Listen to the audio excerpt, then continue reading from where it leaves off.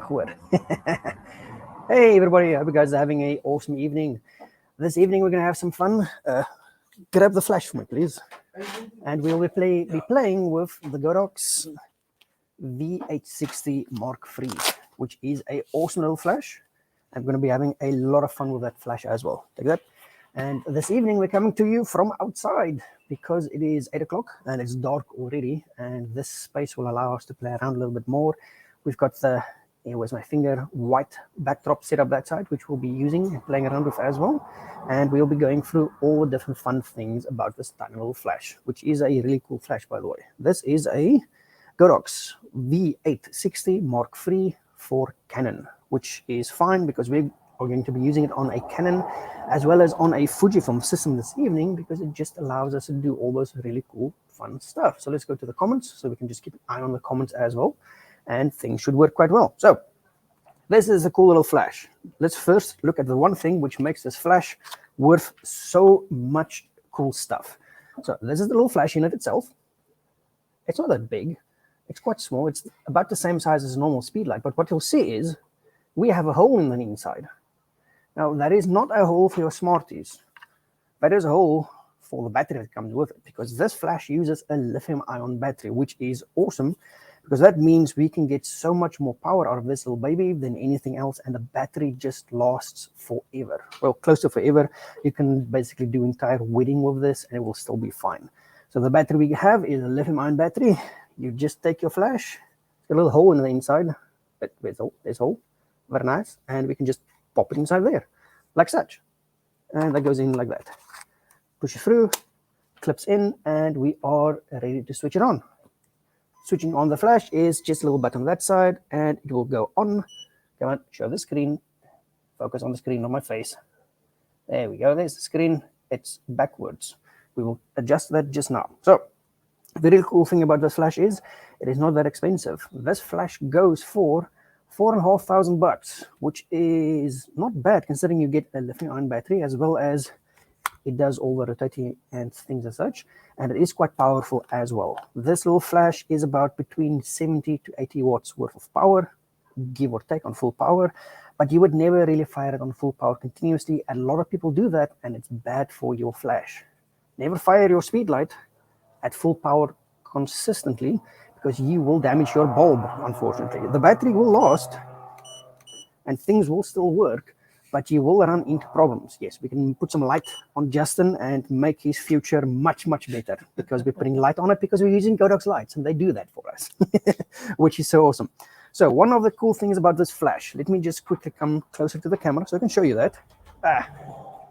Is that the right way around? Nope, let's pop it so the screen goes back on. Can you see the screen? Is that the right way around? Is it not? Focusing on my face. It looks good. Now we can't really see the screen. Yeah. I'll see if I can pull through a picture of the screen for you in that specific regard. Now, the nice thing about the Godox 860 or the V860 is that it also has a really cool zoom function. So that means you can zoom your flash, which is currently at 14 millimeters. I need to see if I can get that screen to show up on the camera a little bit better. Give me a sec. Let me get that sorted out. So there's our little screen. Let's move that way. Focus. Oh, let's just switch the camera around so things are the right way around. I hate the screen that it goes dark so fast. There we go. Now we can see the flash. So on the V860, we have a whole bunch of little cool buttons and such. Let's put on some light on the side. Oh, that goes that way. That goes that way. There you go. Cool. So one of the very important functions this flash has, or what you need to know about, is how to reset your flash. Because a lot of the times, if you mess around your settings, you might blow something up or just have your settings improperly set for using your camera. So what you do is, your two center buttons, you press and hold them down together like so. You give it a few seconds, and then you see at the bottom it says reset.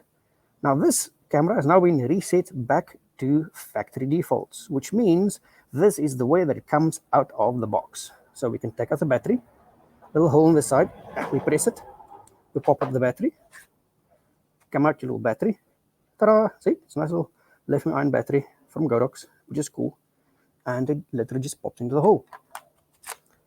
Makes life so nice and easy, switches back on for us, And there we go. So let's go through some of the really cool functions we can do on this flash.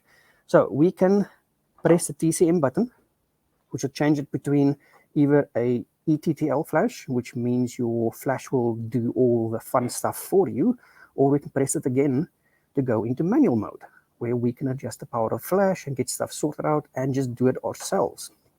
But the V860 Mark III has a cool little function on the side. It has a dedicated lock button. I can focus on your face from here. I need to do it like that. There we go. It has a dedicated button on this side for TTL and manual. So what that does is something cool. If we move it to manual, it stays on manual. But if we move that little button to TTL, it automatically switches your flash to TTL for you, which means you don't need to press buttons. You can literally just play with this little switch, and it will do everything for you very easily and very fast, which means you don't need to press buttons, fiddle around with things. If you have some weird location you're working in where you're jumping between your different flash modes, then that will be a lifesaver. It's literally just one little button you press and it does everything for you. Now, what you can also do on this nice little flash is, let's go into manual mode. Manual, there you go, because manual's cool. We're going to flash Justin. Pew, pew. Oh, wait, wrong button. Pew, pew. There you go, nice. So we have our little sync button. Now our sync button will change this flash from high speed sync to rear curtain sync or front curtain sync. I can never remember which one of those two it is, but this little button will do that for you. So let's say you're outside in a very, very sunny condition day and you need to take photos, but your shutter speed needs to be a little bit too high, above your normal sync speeds. You can literally just press this button and go into high speed sync, which will then allow you to shoot at higher shutter speeds and not get those weird little black lines in the top and the bottom of your photos when you do them with that.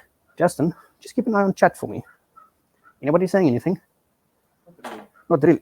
Well, that doesn't say much now, does it? What are people saying?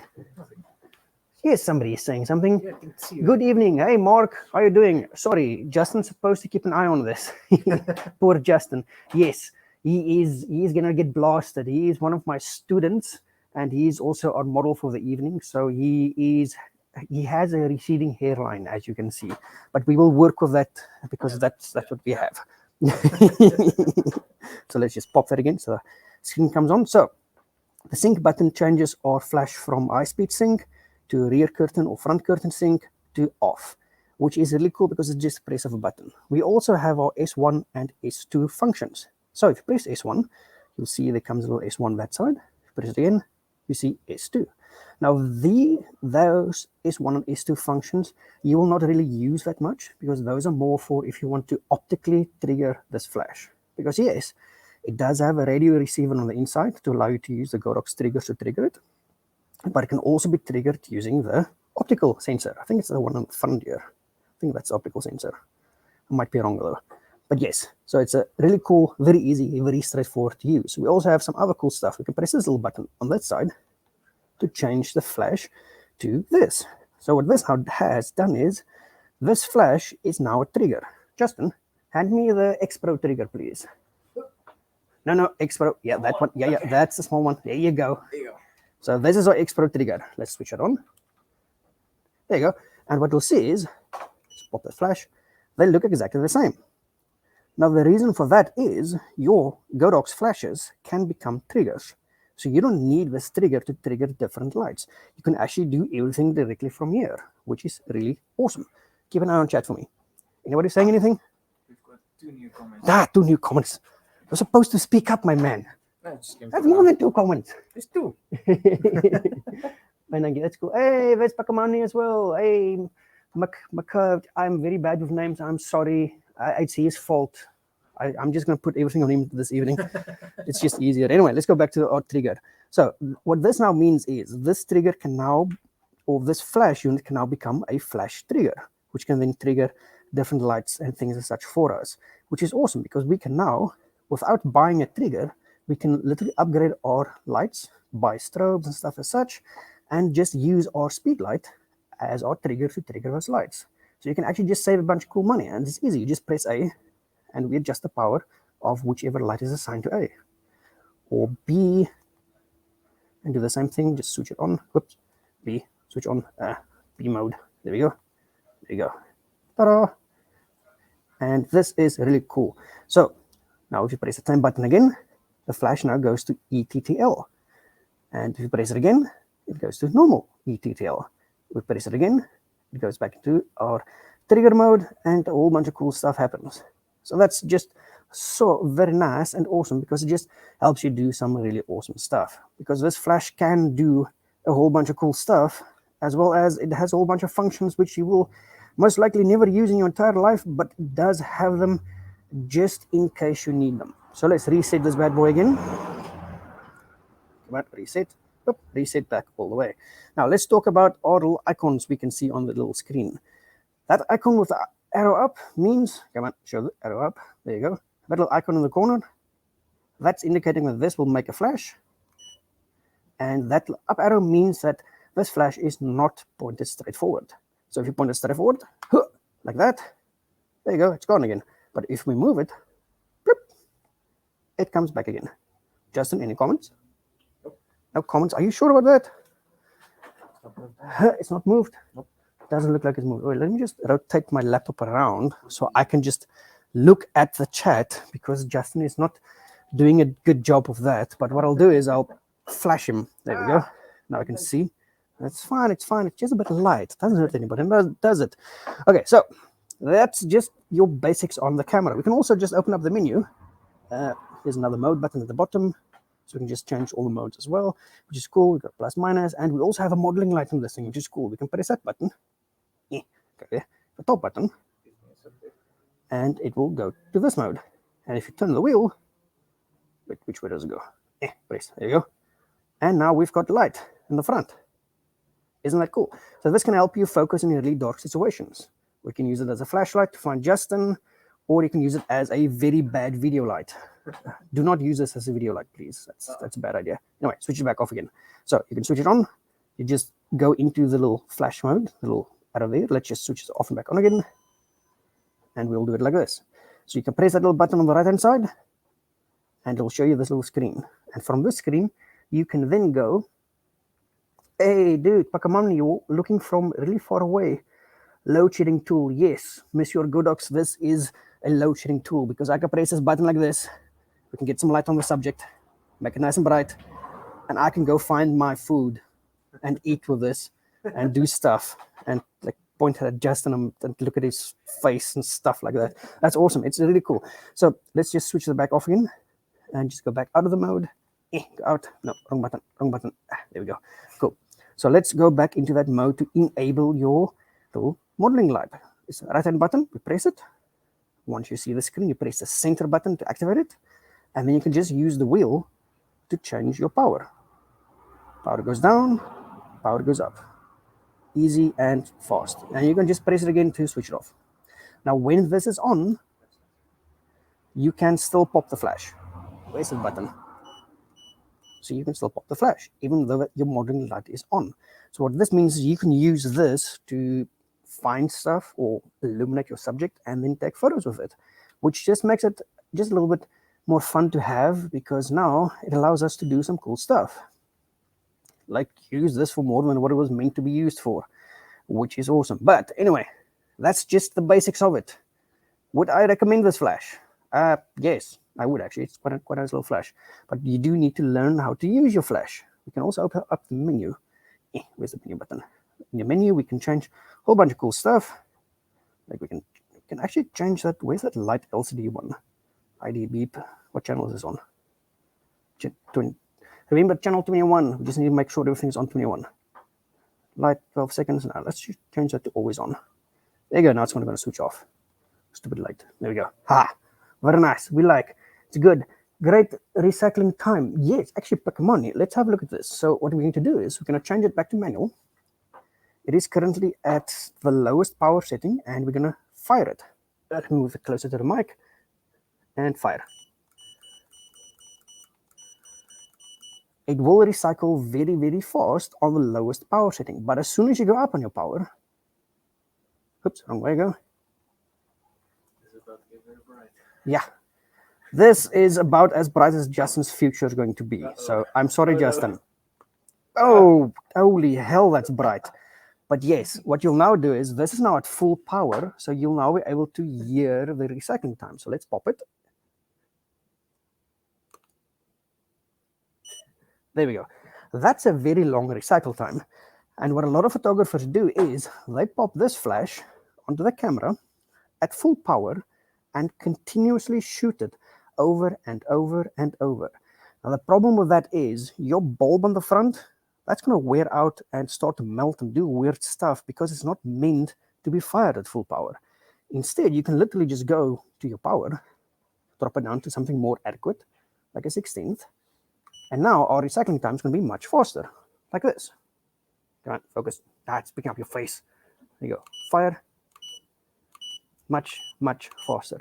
And that speed is what I would normally shoot all my stuff with it as well. So it's quite nice. Now on the front of the flash, this also has some really cool things. We can go to the front of it. There's the front. There you go. There's the front. It's got two little flappies on the inside there. Your face is still... Let me just hide your face using the... No, your flappy is stuck on the inside. This is Justin's flash, by the way. So it's got a... I trimmed my nails so I can't get it out. Please get it out for me, my friend. Like, shake it. Shake it like a good man. Did that work? No. That's fine. We like trimmed our nails and stuff, so we can't get it out because his flash is being used quite a bit. It's fine, it's fine, it's fine. Just give it back. Give it back. I almost got it. Almost got it. Close enough, but no potato. Anyway, so there is two little bits of paper inside there, or the one is a nice little transparent little thing like that, which will help diffuse and spread the light out even more, which is awesome. It also has a little bit of a white bounce card in there, which comes up to about there, which will help bounce the light forward. It is in there. It's just that his flash has been abused, so it doesn't really want to come out. It's like playing hide and seek. But it is there and it is really effective to use. I promise I'm not lying. It is like right in there. So yes, this little diffusing thingy is very, very handy because that allows your flash to have a larger spread of light. So with it in the inside, if we fire it straight ahead, like that, fire. Pew. It's going to cover quite a bit of area. But if we bring that out, it's going to cover even more of an area. Yeah, I'm sorry, Justin, that will blind you. I am so sorry. But yes, that is a really cool little thing to have. And we will actually be using that to take some photos with. So what we'll do is, Justin, give me the Fujifilm. Let's just turn the table around. There you go. Give me the Fujifilm. There you go. So this is a really fun thing to do. You can take your flash. This is a Canon one. So you can see on the top, it says Canon. But this is a Fujifilm X-T4 camera. So we can put it on there and it will still fire. Let's switch it on and focus. And the flash still fires, which is quite cool.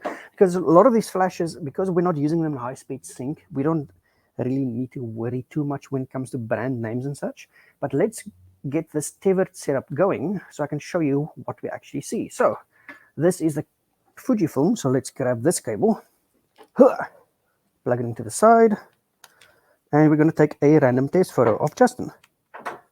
Let's press that in.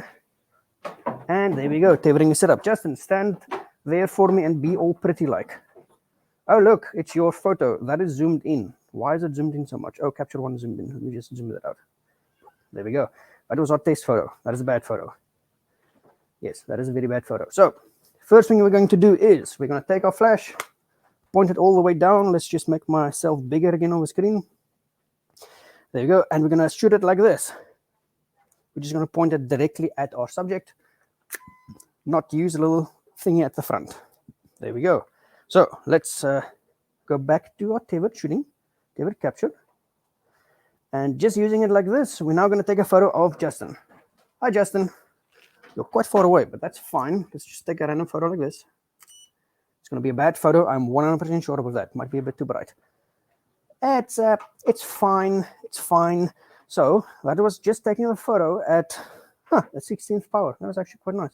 Quite close. Quite close. But now what we're going to do is we're going to take the little flap out. Get a bit more spray. Hey, look, the little bounce card came out. I'm going to keep that out for now. Anyway, so we've now grabbed the little flappy and it's going to stay on there, and we're going to switch back to my pivot screen. I'm going to show you what the difference is. So that's without it, and we're going to stand at the same spot, not change any settings, take the same photo. Hi, Justin. There you go. And that should give us a little bit more of a spread of light. Oh, wow, that's actually gone down on the power and the light. Huh, that's interesting. Wait, did I change something? Yeah, I did change something. My bad. My bad. Let's do that again. Oh, yeah, zoom started working, by the way. Let's go zoom. Zoom all the way out. I want to be at 50, so that means I need to readjust my settings. Let's go f2.8. Let's see if that looks fine. I need to change this. There you go. Now we can see Justin. Okay, so now we're going to use a little flappy thing because the camera zoom started working again, or the flashes one. The flash can zoom, which is quite cool. So let's take that same photo again. There we go. And that's now with a bit of paper. See, so that is now softened down things a little bit for us, which is quite cool. But we want to soften the slide down even more and adjust it even more. So what we're going to do is we're going to take this flash and tilt it up like that. Now what that's going to allow us to do is use the ceiling, in this case, which is kind of silverish, and we're going to be able to bounce light at Justin like this, which should give us a different effect altogether. Nope, come there. There we go. Hi, Justin. There you go, that's on 50. Let's test it. 1, 2, 3. That's using the bounce light on the ceiling. That might be a little bit dark. Yes, that's a little bit dark. So let's just change the power a little bit more. No, go to 50. There you go, go to 50. We're going to increase our flash power a little bit, because when we do bounce light, it does affect the amount of power we get. So I've now changed the flash to a quarter power. So that's 1/4 on the settings. Hi, Justin. There you go. And 1, 2, 3. And that's bouncing the light still. So instead of, there we go. Just look at how nice that looks. So using the exact same settings, I'm now going to do the following. I'm going to take this flash. I'm going to press it down. Just like that. See? So it's now facing directly forward. Now let's take that same shot again without changing any settings, and now just look at the difference we get. Hi, Justin. That's going to be way too bright, 100% sure. Wow, that's bright. Okay, we need to go down like way, way, way down on the power. Let's just go to like F5. No, F8. F8 should be fine. Yeah, it was bad. Okay, let's try that again. F8. 1, 2, 3. Oh, wait, let's tilt that around. 1, 2, 3. That should even things out a bit. Jeez. There you go. That looks much better. So that's with the flash facing directly at our subject. So Justin, come stand next to me. You need to hold my camera for me so I can compare photos. There you go. Compare photos. Why is that one? Why is that one on that side? No, I want you to be perfect. There you go. So the top one is where we bounced the light. So let's zoom into that. That's bouncing the light. And this is firing the light directly at Justin, who gave us a really bad face. But yes, that is the difference we can get by just changing the angle of our flash. Because as soon as we now change the angle back to where we actually get the flash, let's just reset capture one. Ugh, it's a bad photo. Give me my camera. So we're going to keep the flash power exactly the same. And what we're going to do now is we want good light. So yeah, stuff that. I'm going to take the flash. The bounce light looks so natural. Yes, it should. We're going to move the flash like that. Turn the aperture all the way to f2.8 again. Justin, stand for me and be all pretty like. Oh, wait, that way. Yeah, it's fine. It's fine. We can work with that. Is that at 50 mil? Yeah, it's at 50 mil. There you go. And 1, 2, and 3. There we go. And that should now. Ah, I didn't share my screen. Dang it. Let's redo that. Fire flash in a random direction. There you go. We're going to redo that photo because I want. There you go. So what we've done is we've got the flash now mounted on the camera, aimed at the ceiling, and aimed at Justin's face. Oh, I need to take a step back. You're doing a weird. No, do this thing again. There you go. Perfect. 1, 2, and 3. There you go, and that should give us a better photo. There you go, and that is just by bouncing our little speed light. It looks, well, much better actually. The question is it sharp? Yes. Holy moly. You've got a thing on your face. Yeah. Yeah, you got a thing on your face. But anyway, so that is the difference we get from changing our light from pointing forward directly at our subject to just bouncing it. We don't actually even need to do much more other than just take photos with it. So Justin, grab a chair, grab a seat. Let's take 1 or 2 decent photos, and then we will change the flash, diffuse it a bit. Hey, Chevron dude. Yes, I love the natural look you can get from the V860 by bouncing it. When it comes, can you bounce and use the bounce card?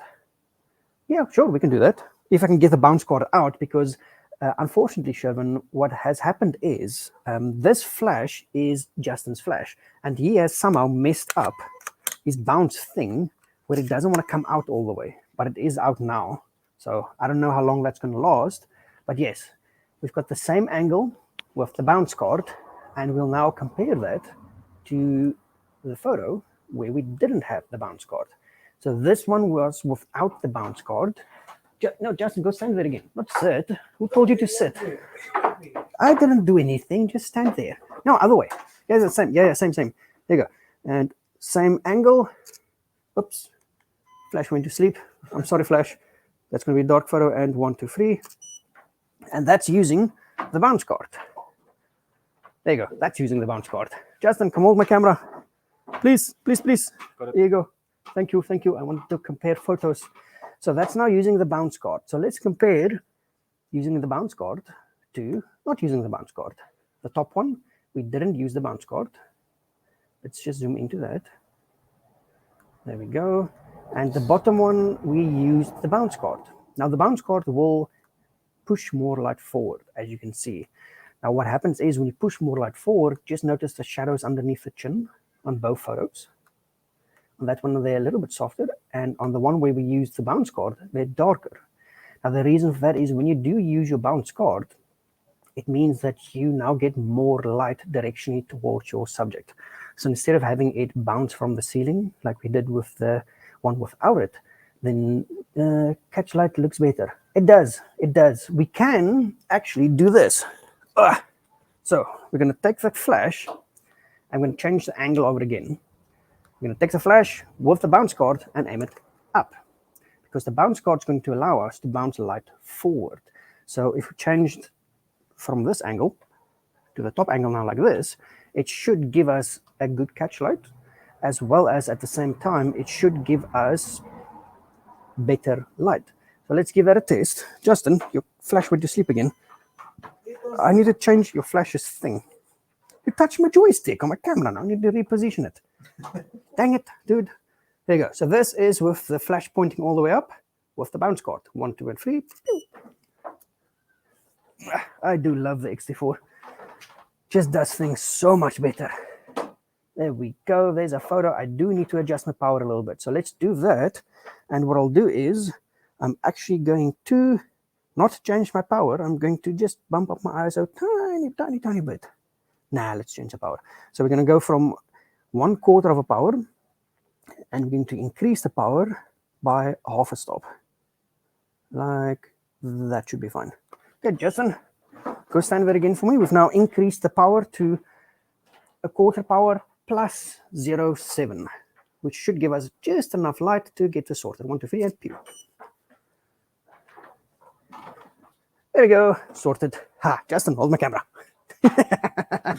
Hold my camera. There we go, yes. So now let's compare using the bounce light with a little bit more power to the bounce light getting a directional. So now we've got a nice catch light, but now that we've just adjusted the power and angled all the way up, we now get a different catch light, but the light still looks really good, nice and pleasing. Shadows will, of course, be a little bit darker compared to when we just had it like this. So it is really easy to get good portraits using a speed light without blasting at full power. So something that a lot of people like to do is finally made one live. Hey, Danielson, how are you doing? How is your study going? And how is the lady, my friend? Daniel's cool. Okay, so what we're going to do now is we're going to do something very bad, and that is put the flash on full power. I'm sorry, Justin. It's fine. do it. It's going to be very bright. Do it. Oh, that's bright. Just do it.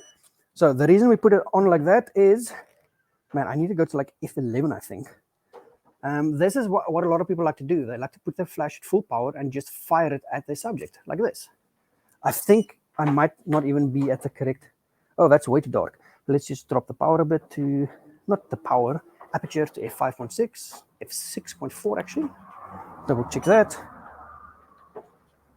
There we go. Okay, let's drop it a little bit more. That should be fine now. Oh, man, this poor flash. I'm sorry, Justin. There we go. Good old Justin being a model again. Yes, my friend, all is well. Work site's good. That's very awesome to hear that work site's good, my friend. Yes, Justin is model again. Justin, come hold my flash. Hold your flash, my camera. Got it? So, this is what a lot of people like to do. They like to take the flash and just fire it at full power at their subject. But the problem with that is you start to wear out your flash quite fast. Plus, your settings need to be like all over the place to compensate for that power. But we can get really good results by simply just angling our flash correctly at a lower power, and we get really good results like this. And that's comparing from a quarter power between quarter power and full power. There is a difference, but if I had to choose, I would rather shoot the flash at the lower power, have my settings properly set for that, and work with that instead of firing the flash at full power consistently. Because unfortunately with speed lights especially, they do tend to melt if you shoot them. How does TTL work as being bounced? Well, TTL with bounce light does some really cool stuff. We're going to do TTL next. Will we go to live workshop in Garden Route sometime? Yes, Daniel, I'm actually busy planning one for us. So do not worry, I'm just waiting for Kloppers and one or two other places, and then we can actually get that sorted out. So using your flash in manual mode does give you the advantage of telling the flash where you want the power to be, which is really awesome. Now, on this flash, we can actually go into TTL very, very, very easily, which will be cool. We can just take the flash, and on the side, we'll rotate it so it bounces, because we like bounce light. And then we're going to press the little magic button on the side of the flash. Where is my flash? There you go. There's the little button. We're going to take it from TTL and put it into, or from manual and put it into TTL, which will then change the flash to TTL mode, which makes it very easy to literally just use TTL. But I'm 100% sure my TTL is going to make a mess up because the area we're in isn't really adequate for using TTL. There you go, 1, 2, and 3. That didn't sound right. That's going to be a bad photo. Let's just go back to my other screen so we can show it. That's way, way, way too dark for this specific bounce, unfortunately. So what we can do is we can bump up the power on our TTL. Let's go power and plus it to about 2 and then see how that compares. Hi, Justin. But that bounce is still not going to work correctly because this is not a TTL friendly zone. Let's point it directly forward at Uncle Justin. Hi, Justin.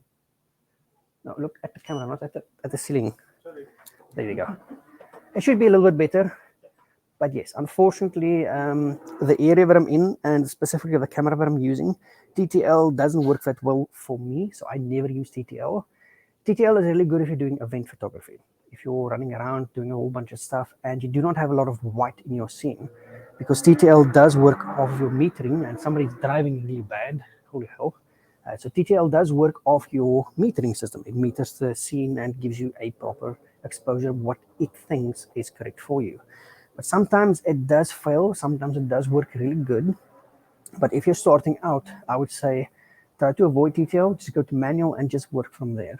Now, really good places to use TTL would be if you're doing events, like weddings, things as such, where you're doing a lot of running and gunning. Then you can just take your flash, put it at an angle, fire it up into the ceiling. That's a bad angle. It's a good angle. There you go, like that. Fire it up into the ceiling, and using TTL then, when you're much closer to your subjects, works much better. Because if I now keep the camera at TTL the way it is, and we're going to go much closer to Justin, just by changing our distance, that should now let the bounce do its work much better. There we go, like that. Is bugs are starting to come out? Yeah. Nah, it's still dark, unfortunately. Let's just point that directly at your face and get it done with. TTL is nice and all, but I dislike TTL. It has failed me more than once, unfortunately. Yeah, it's going to be better. More light. We could.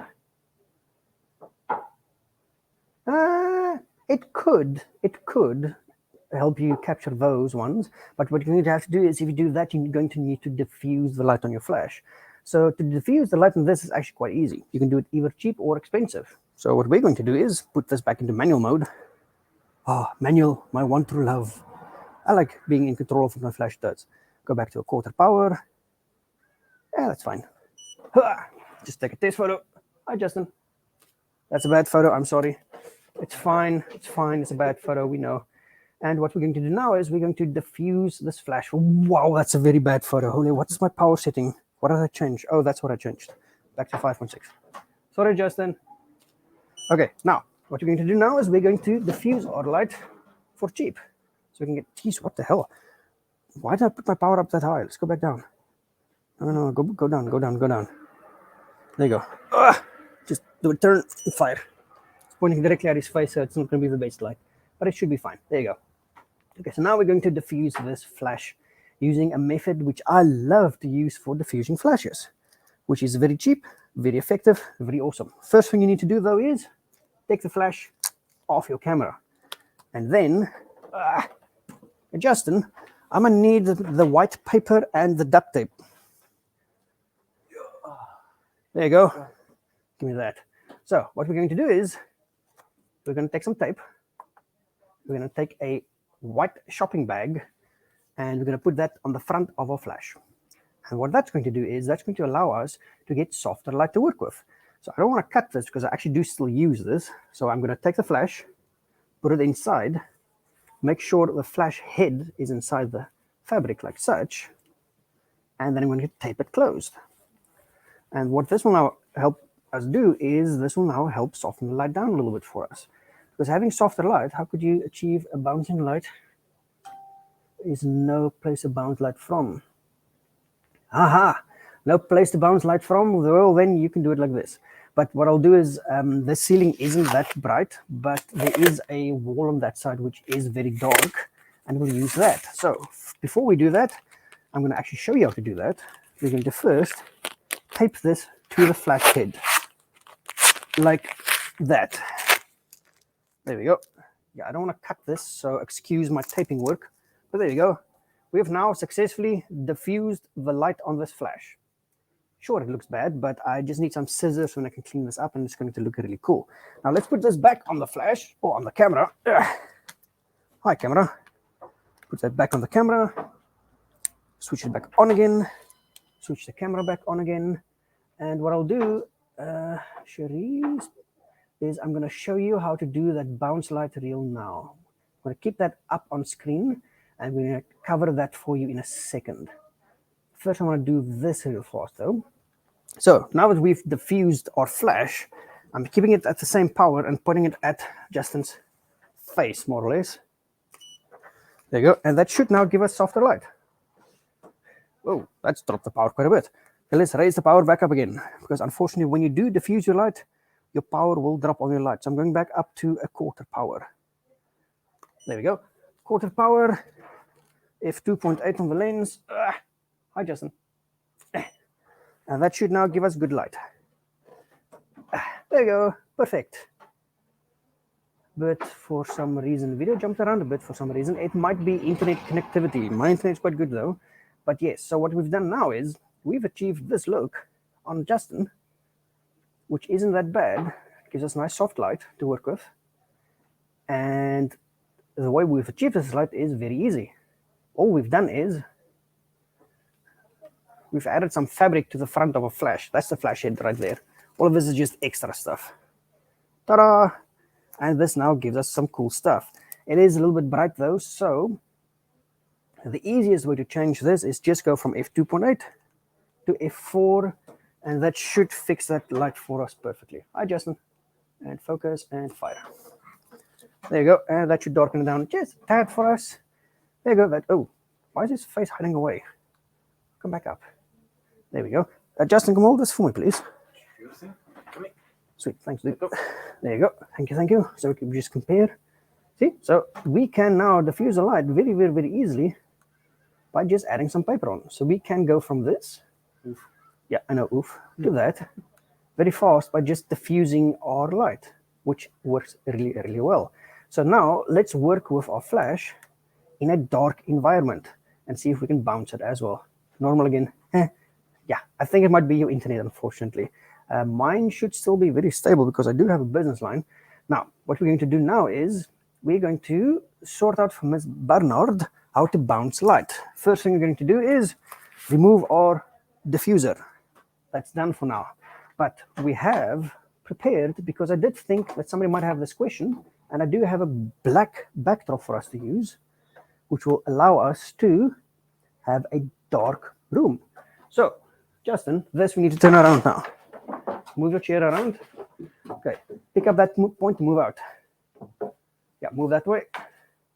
Go, go, go. Go, go, go, go, go. There you go. And come forward towards me. Yeah, come towards me. Come, grab that one and move back that way again. No, move. No, back, not forward. Yeesh, hard to get good help these days. I keep moving, man. I am. Keep moving. There Oh, I you see what go. you're doing. Yeah, there you go. There you go. See, so now we've got a black backdrop on the one side. See? So there we now have a black backdrop, which you would have in a black room as an example. So we can use the flash still with that.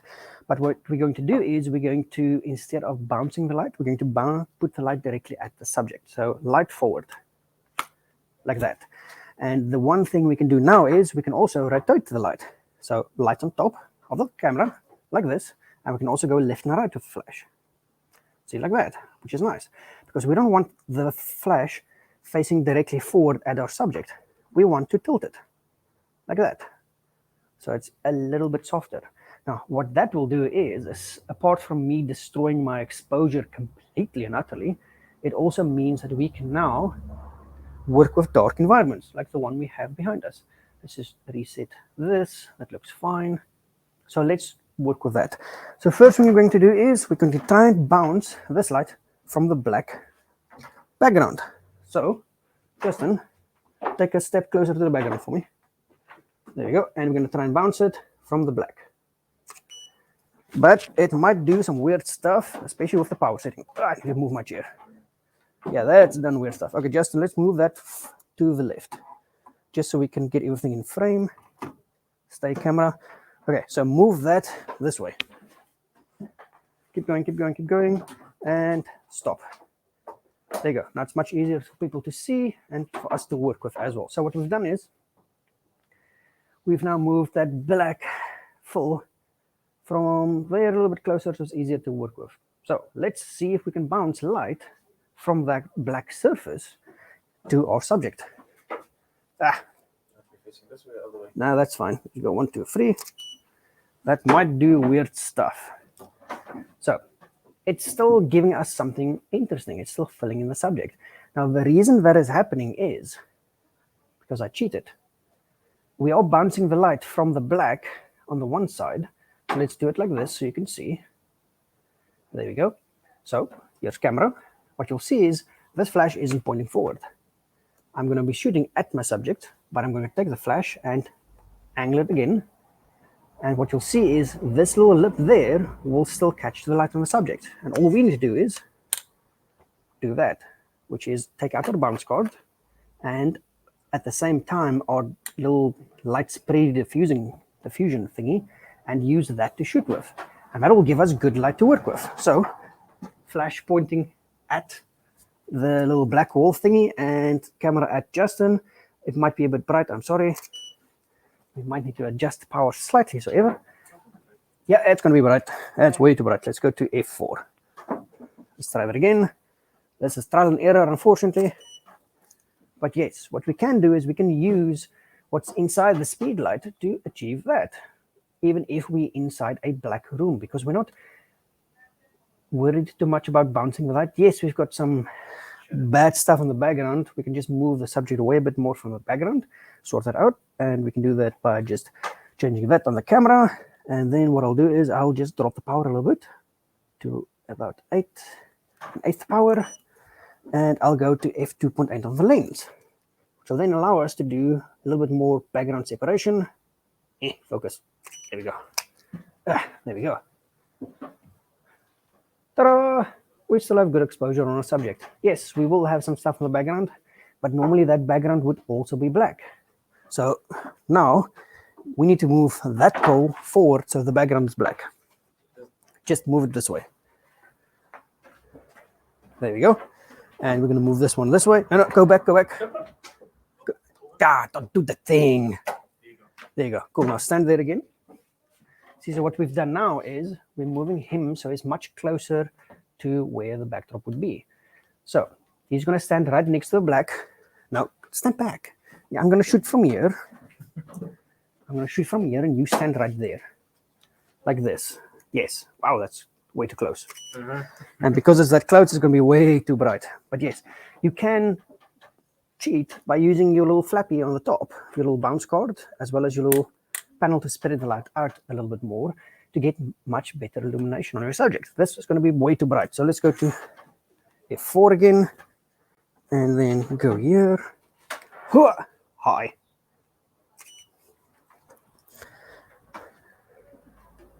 There you go, that's better. Let's just change that to F4 point, I think that's 4.5. 4.5 should be fine. There you go. And 1, 2, and 3. There we go. And that should give us a decent result. There we go. See, so we can still even bounce the light from the black side, but not technically bounce it. What we're using is we're using the bounce card inside the speedlight, because most speedlights come with this little bounce card, which is really awesome. And at the same time, we're also using the diffusion panel, or it's a little diffusion panel that helps us spread the light out even more. But ideally, the best thing to do in a case like this would be to take your speedlight off camera, put it inside a softbox or a umbrella, which we will do now, still using the black background, but we're going to move that back a little bit because I don't like having Justin that close. It's a bit weird having him that close, but yes. Okay, so what we're going to do now is just move it back a little bit, just like that's fine. There you go. Cool. And now what we're going to do now is we're now going to take this speedlight and put it off camera, which is really cool to do. So when you put your speedlight off camera, you need to be aware that you need to set your speedlight and trigger to the same channel, and then you'll be able to work with them. So where's the X Pro trigger? It's in my pocket. X Pro is in the pocket. Let's switch it on. This is on channel 13. That is incorrect. Let's just change this to 21 because I like being on channel 21. Just makes things easier. There we go, channel 21. And that should be fine. And then on your flash, you need to change things around a little bit as well. So to get these two to talk to each other, we need to make sure this flash is a slave. To do that, we need to change the mode of the flash. So would the open bulb also have a good result in circumstances where you can't bounce light? Yes, Daniel, you can still get good results by not bouncing your light. You can get good results firing this light directly at your subject, like such. Let's switch this trigger off so I can show you. Come to me, camera. And we're going to put the flash on the camera. Put it on. But now the thing is, you want to now compensate and correctly adjust your power for when you're shooting directly at your subject. So let's do it like this. Justin's going to keep standing there. I'm going to come this way, and we're going to now tilt the flash down. So the flash isn't bouncing any light at all. It's just firing directly at our subject. But because we can tilt this head, I'm going to tilt this away slightly, like such. There you go. And now we're going to take some photos. The reason we want to tilt it away is so we don't get too much direct light on the subject, because we still want good light at least. So, yep, flash is asleep. Let's try it like that. I might need to adjust the power because this was not... Oh, wow, that's way too bright. Jeez. Okay, so let's just drop the power quite a bit. That was way too high on the power. Let's go to 64th of the power. Do that again. Hi, Justin. There we go. And that should look a little bit better at least. Yay, there you go, it looks a little bit better. Okay, but now we need to adjust the angle of the camera a little bit. So let's face that like that. I need to shoot like this. Take a step to the right. There we go. Yeah, there you go. Now we got the background. There you go. 1, 2, 3. Might be a bit bright. I might have changed the setting by accident. Yep, I changed setting. So let's just go to F4. That should fix it for us. Hi, no, like there. There you go. So yes, we can still get good results firing a flash directly at our subject. But remember, Daniel, when you do fire your flash directly at your subject, you need to properly compensate with your light. You need to set your light correctly. Don't overpower your light. Just have your light set like this light is currently set to. Let me show you. So on this flash, the light is set to. Let's switch this off so I can show you. So speed light is set to. Where's the speed light? No, where's the speed light? I can't see the. Oh, where's my laptop? Just turn that around. There you go. There's the speed light. So this flash is set to a 64th plus 5 on the power. And we can zoom in on Justin.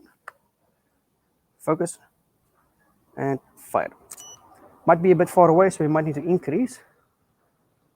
Thingy where the front focus board can come off. No, Daniel, I think you might be thinking of a different flash because this, the Godox 80, or not 80, the Godox V860, the front doesn't come off. It is fixed to the flash itself. So you cannot remove this at all, unfortunately. So I think you're thinking of a different flash, unfortunately. But yes, so the V860, the front of the bulb cannot be removed at all. It is a fixed unit. Unless you send the Godox for repairs, the only thing you can remove from the flash is the battery. I need 2 hands for this. There we go. Battery comes out like such. See, it's got a nice little lithium-ion battery. So the battery you can remove, yes, but you cannot remove the front head to expose a bulb. I think you might be thinking of the 8200. You can swap the heads on. You can go, yeah, 8200. On the 8200, you can change out the Fresnel head to a bulb head. And using that open bulb, you can get good results as well, but you do need to take into account your position of your light as well, which becomes very, very important. So let's continue where we stopped, which is taking this flash off camera and putting it inside something to do something cool. First thing we want to do though is get these two to talk to each other, the remote and the flash itself. So to do that, we now need to just move my laptop so I can actually see what I'm doing. Coming behind the camera, and we've got our trigger this side, we've got our flash this side, and what you'll see is the trigger is on channel 21. The flash, we can press the mode button. Nope. There you go. It's on group A, channel 21, which means if I press this button, it will now flash.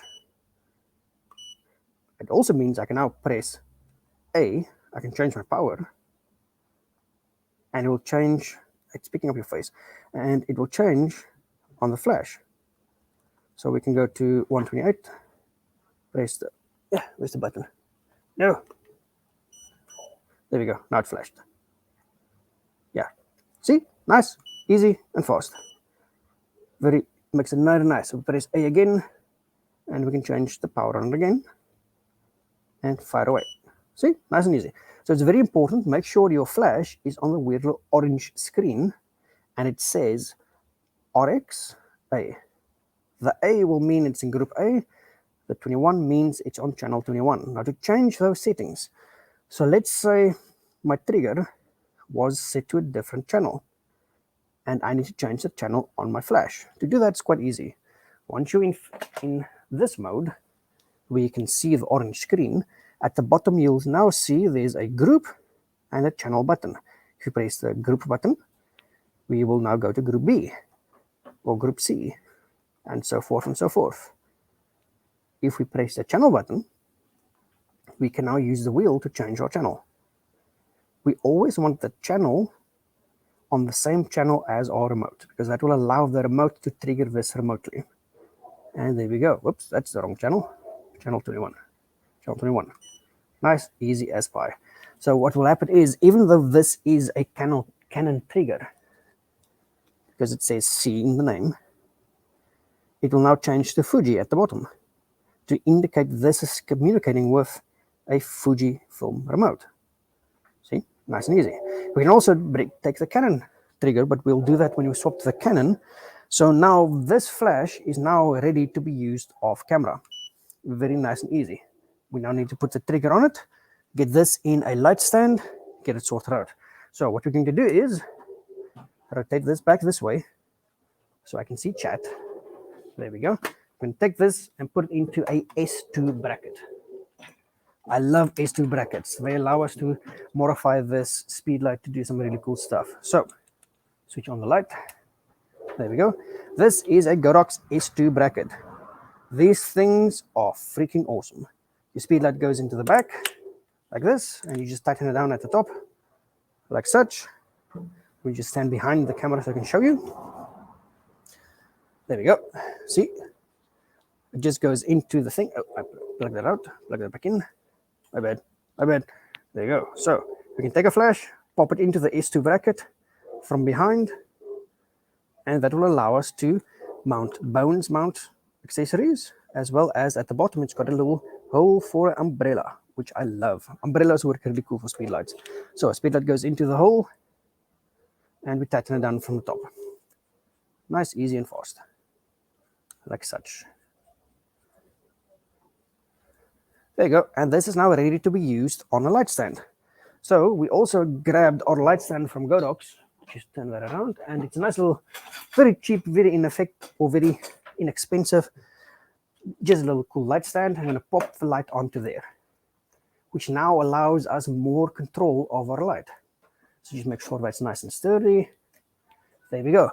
We can use it bare bulb the way it is, without any modifiers, and just put it to the side of Justin like this, point it at his face, and then I need to now add the trigger onto my camera. So we take a trigger, we put it onto our camera like such. We switch it on, and that should allow us to fire the flash remotely, even though we're using a Canon flash or speed light with a Fujifilm camera and remote, because Godox, it just does it. So with the flash now at that angle, let's have a look at Justin. Hi, Justin. That's going to give us split light, which is going to be very bad because the power is going to be not correct. There we go. That's not correct. But what we can do now is we can now move the light. So if I now move the light to the other side of Justin, point it at his face, and just by moving the light like that, because we're off camera flash, we can now take the same photo again, and now you'll see the shadow go to the other side. Ta-da!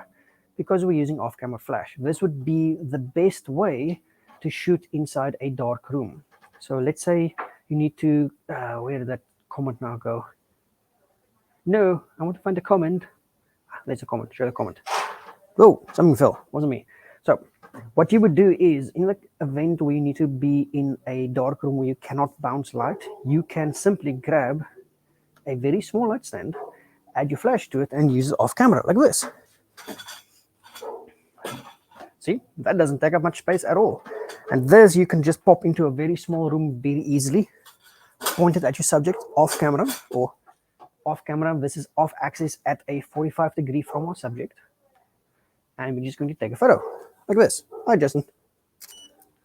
And that should give us better light than just having the flash on camera. And we can also now, because it's off camera, just move it to the other side at a 45 pointed at Justin. Do the same thing again without changing any settings, and that'll now give us better exposure and stuff. Ta-da! Very nice, very easy, very fun to do. Now the nice thing is nice scalability. Oh, you've got no idea, my friend, you've got no idea. Now we're going to have some fun with it, because the one thing that I always try to tell people is, when you want to expand your light using a speed light, you want to get an umbrella, because umbrellas were made and designed for speed lights. Give me umbrella. And this umbrella is really cool. This is the Godox UB010 umbrella slash softbox. What makes this umbrella so cool is it is still an umbrella that opens up, but it's got diffusion material built in already, which is awesome. So your flash fires into this and it diffuses your light for you like this. So I'm going to pop this into the little hole, which will allow us to mount that thing into it. First time it goes into there like such. I'm going to put it inside like that. Perfect. Come on, just rotate. There you go. And zip it up. See? So now what we've done is we've put our speed light inside a umbrella slash softbox. Now the reason I like these specific softboxes or umbrella softboxes is because they were designed for speed lights. They do really cool things like this. Turn that away to face Justin. We grab our camera. We change this to the other screen where you can see what I'm doing. Yeah, I see my mic's caught on it. That's fine. It's fine. There you go. So now we should get much softer light. Like that. Oh, wow, that power's way too down. Yeah, we lost a little bit of power because remember, as soon as you put your flash or speed light inside something, you will lose power. So let's go to a quarter power. Quarter power might be a bit too hot now. Let's just have a look. And yeah, there you go. Much better. Okay, let's just get my lift thingy, get cable out of the way. I need to get a wireless mic. Okay, come with me, Justin. You need to hold camera for me while I show people this. There you go. Hold that. There you go. So now let's compare using the flash off camera on the left hand side without any umbrella at all. And on the right hand side, we just pop the flash at the same position, but we use the umbrella. Now look at the difference in that light. And that's just using your speed light inside a reflective umbrella with a little bit of diffusion panel. That Godox UB010 softbox slash umbrella, that thing is amazing for this because we can now use that same speed light to do something really, really fun. We can change it to the way that I would normally shoot a speed light inside an umbrella especially. So let's do this. Give me camera. And what we're going to do is we're going to change the angle of the off-camera flash.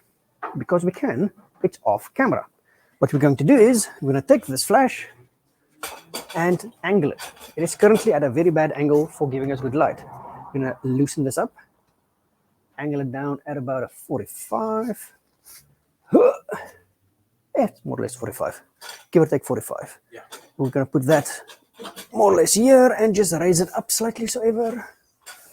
There we go, like that should be fine. I'll shoot from underneath it. There we go. I might need to readjust the power again. Camera almost fell. That's fine. Please don't die, camera. And now what we're going to do is we've now changed to this position from our light. That should give us a little bit more wrap around, Justin, which will give us much more better even light across the subject, which just makes it so much easier to use your little speed light and get really good results like these. So Justin, come hold the camera for me again, please. Thank you, my friend, thank you. So that shot compared to this shot is night and day. So the left-hand side is just a bare flash, and the right-hand side is just putting a flash inside a Godox UB010 umbrella slash softbox, which makes life so cool for grabbing really awesome photos, because it just allows you to do all the really fun stuff with your flash. You don't need very big lights, so do make life easy, but we're going to play around now a little bit. So what we're going to do is let's add a banner on so people can see what they can go to shop at Godox. Ta-da, we can do that. I forgot we can do that cool thing.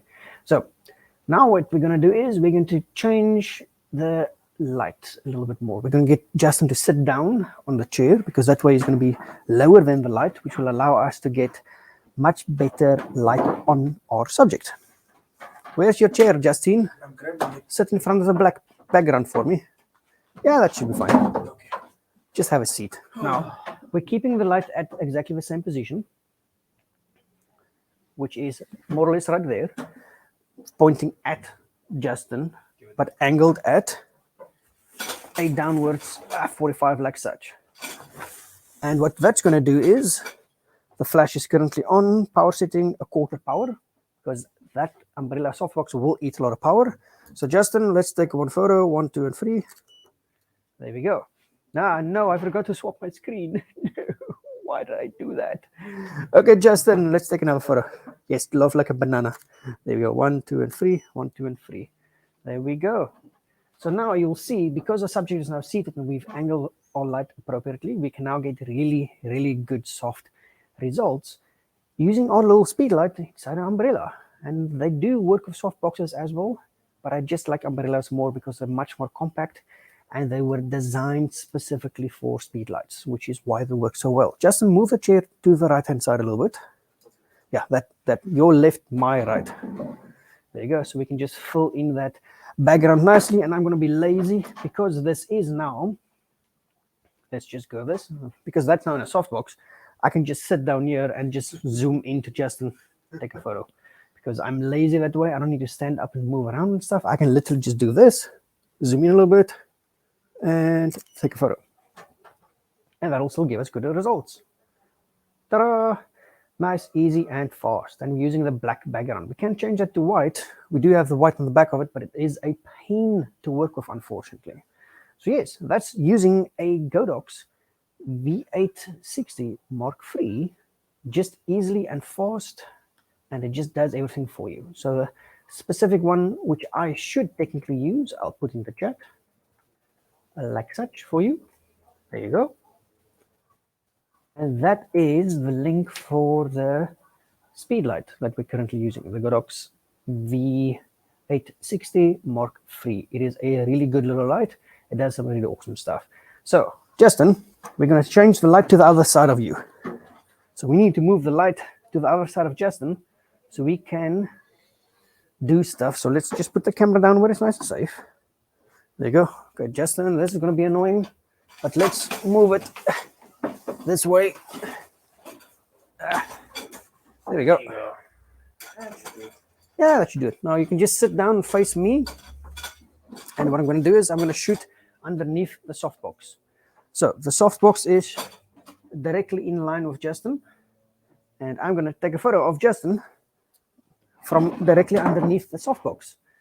And just change the screen back so you can actually see what I'm doing. There you go. So let's take a photo. Camera just like this. 1, 2, and 3. There we go.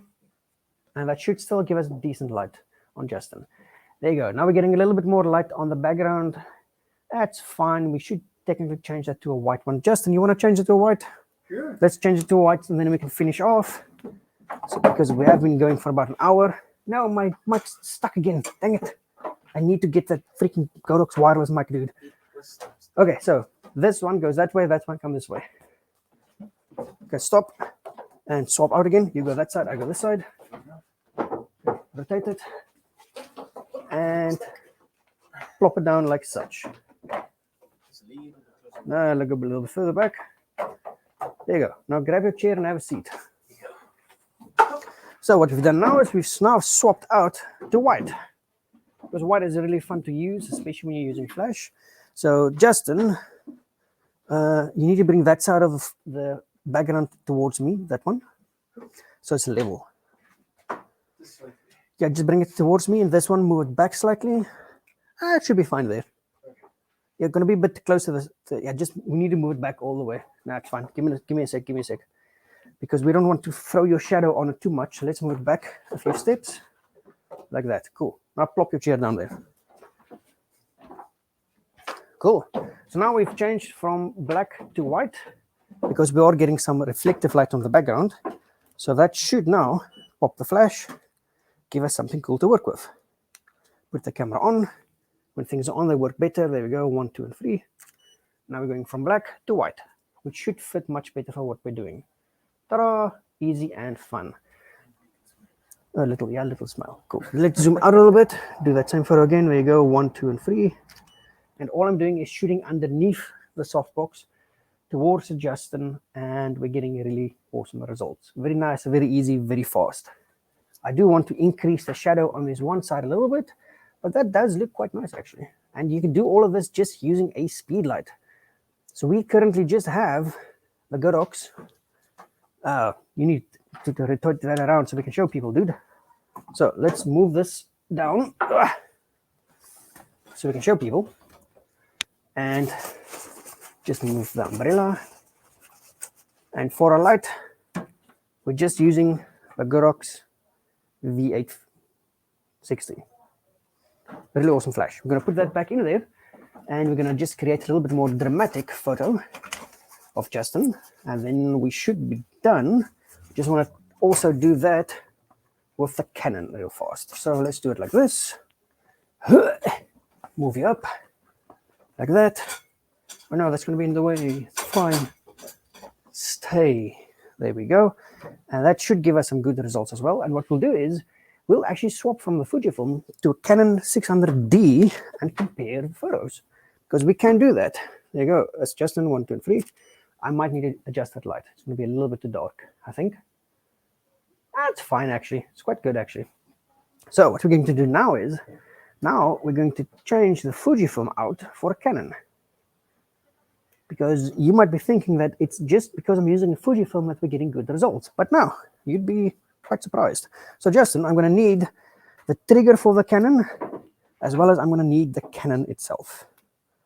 That we're going to now be swapping over to the Canon 600D to show you that you can still use an older camera with good light and get really good results.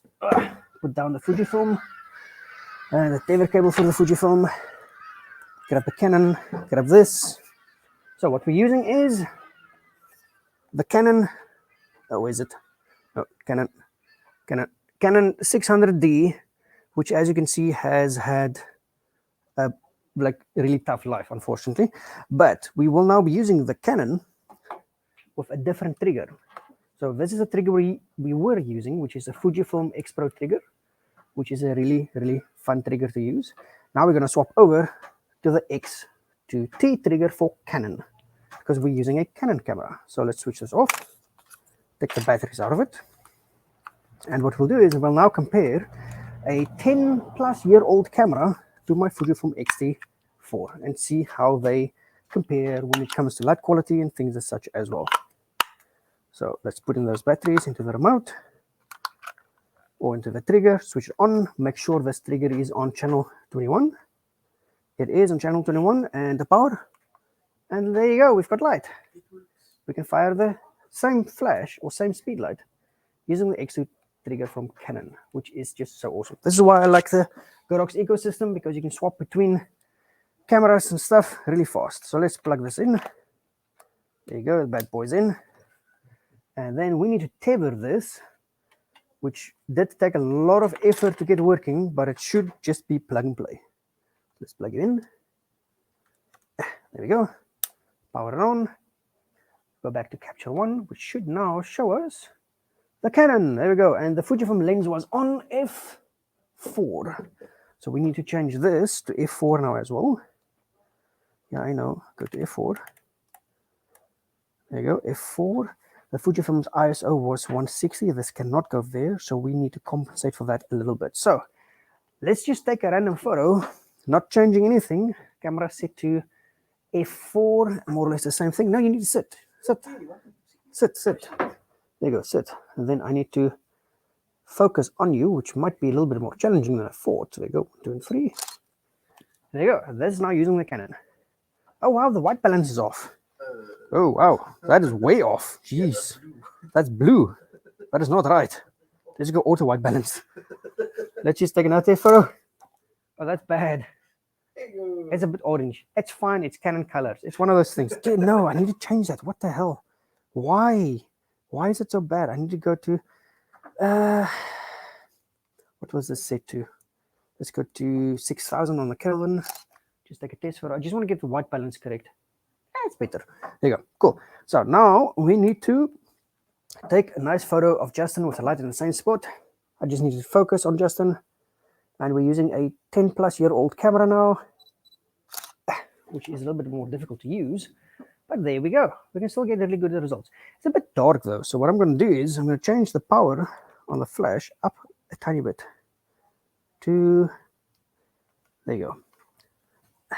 Now I just want to go up a little bit more, just for safety. There we go. Cool. So we now just adjusted the power, and we're using this Canon 600D to take a more or less decent photo of Justin. There you go. Not bad at all. Actually, that's not bad at all. I surprise myself sometimes, but that's fine. So let's compare shooting a 10-plus-year-old Canon with shooting a Fujifilm X-T4. There you go, side by side.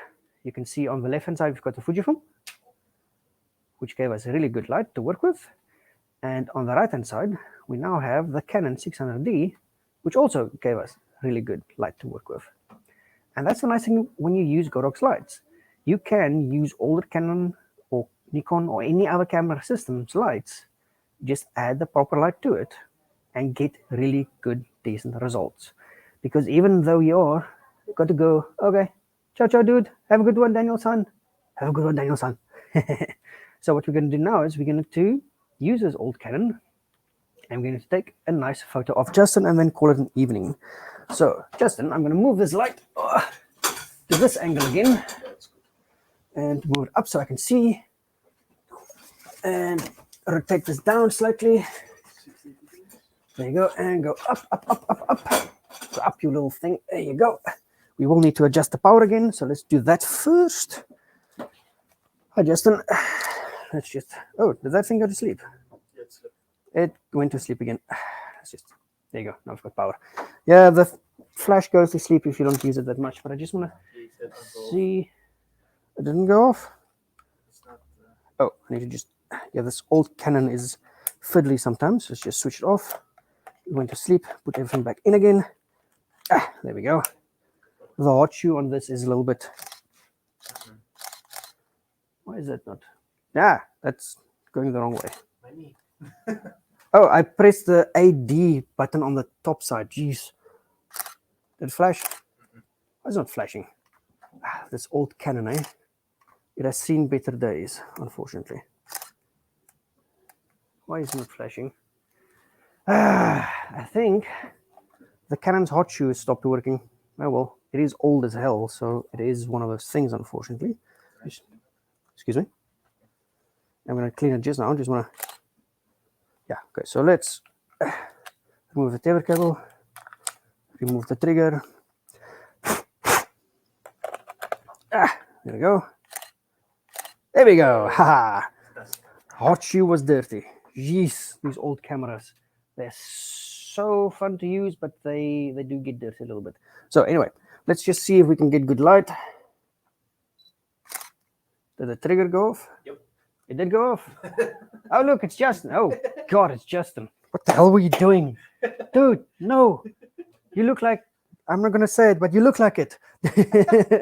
But anyway, we now have a light in the correct position. Justin, take a better pose, please. Because we do want to get a nice, decent shot of you using the Canon 600D and getting a nice photo using our speed light. There we go. And that should be... Oh, what the hell? No, man. Why you move? Why you move? Let's do that again. Is this going off? Yes, it's going off. There we go. 1, 2, and 3. Did it go off? It did go off. It did go off. There you go. Okay, cool. Let's just reframe this. And you go back a little bit. No, focus. Focus. And close enough. There you go. Ta-da! And there's Uncle Justin. And this was shot, as you can see on the left-hand side, with the Canon 600D. Now you'll be asking yourself, but why would I want to add light to this old camera? Because you can get really sharp results. I know that's sharp as hell. Once you start to add light, fun things start to happen. So yes, that is using the Canon 600D, a Canon camera which was released, I think, like 11 or 12 years ago. And we just added some light to it, and we're getting like really good results. It's super easy to get good results with your camera gear. You just need to practice and just perfect all the stuff. I need to move that light in a little bit more. I want to be right underneath the light. I know it's getting stuck. So annoying. I need higher ceilings. Oh, it's crumbling on my side. Huh? It's folding. It's folding? Yeah. That's fine. There you go, like that. Cool, yes. So there you go. Hope you guys had some fun. If you have any specific questions or such, remember, drop them down below. Ask away. You're more than welcome. And there you go. This Justin's face. Nah, I don't like that photo. Why do you do the weird stuff when I want to take photos? I mean, focus. Yeah, this is manual focus lens. I don't think the autofocus works on this at all. There we go. Take a photo again. There you go. See, very nice, very easy. And we can now compare them very easily. I need to get out of all these cables. Holy hell. So many cables. I need wireless stuff. So let's compare a very old camera. I think that was in focus. Let's just double check it. Zoom. That's close enough. Anyway, so let's compare to the X-T4. That's more or less this one. White balance will be a little bit different. Brightness was a little bit different. But yes, we can get really good results using an older camera without any problems. And there's our shot for the evening. That's an awesome one. It's Justin doing Justin stuff. Anyway, guys, I think I'm going to wrap it up. It's been a little bit over an hour. You're more than welcome to ask some questions. But yes, that was doing the Godox V860 Mark III on a Canon and on a Fujifilm to give you a good comparison as to what you can and cannot achieve with it. You can do some really amazing things with a tiny little flash. I need to get my flash so I can show the people the flash. Open the thing up so I can get the thing out of it. Come out to daddy. There we go. There you go. We've got the little flash. And as you can see, switch that light off. Just out. I bumped the thing. Move my thing so I can show the flash. And as you can see, we were literally just shooting at an 1/8 power. So we still had a heap load more power that we could have gone with, which is so cool. So let's change this back to manual flash. We literally just press one button and this one is now good to go on camera again. So let's see how much power we still had left on this flash before we actually would reach the end of it. So we're now at an 1/8. Let's keep going up. Yeah, as you can see, we still had a lot of headroom to adjust the light with as such as well. So this little flash is really, really awesome. I freaking love this little speed light. Not only that, but the biggest reason I love it is this right here, which is our battery. Oh man, this thing is so cool. This thing is really awesome. I like it. Put back in. Ta-da! We've got power. So nice, so easy, very nice, very awesome. The Godox V860 Mark III for Canon. Lovely little flash. So, hope you guys had some fun this evening. This was the first time doing a live thing on the Godox website, so it was a little bit different.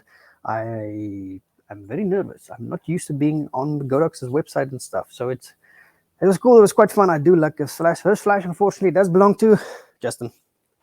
It says flash, which is why it was acting up and doing weird stuff, because it's just Justin stuff.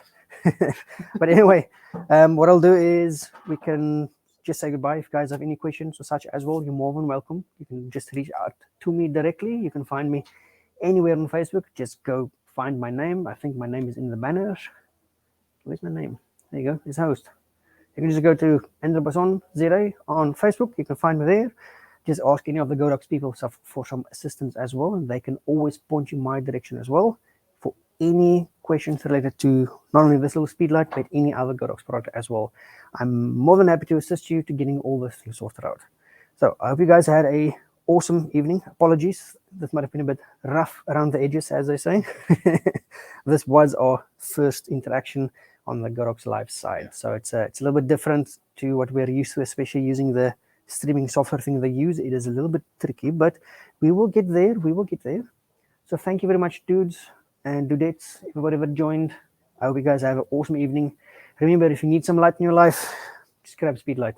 They're not that expensive. This is like $4,500, and it is worth every cent. You can do so many cool things once you start to put it into soft boxes, umbrellas. I would recommend the Godox UB010 softbox/umbrella. I use it with everything. That's why I own it. It's cheap. It's like $500. It is an awesome investment into your kit. Can recommend, would use again. Anyway, hope you guys had a good one. Keep well. Have safe. Bye, Justin. Bye. I need to go buy him some food now and take him home. Anyway, have a good evening, everybody, and I hope to catch you guys soon.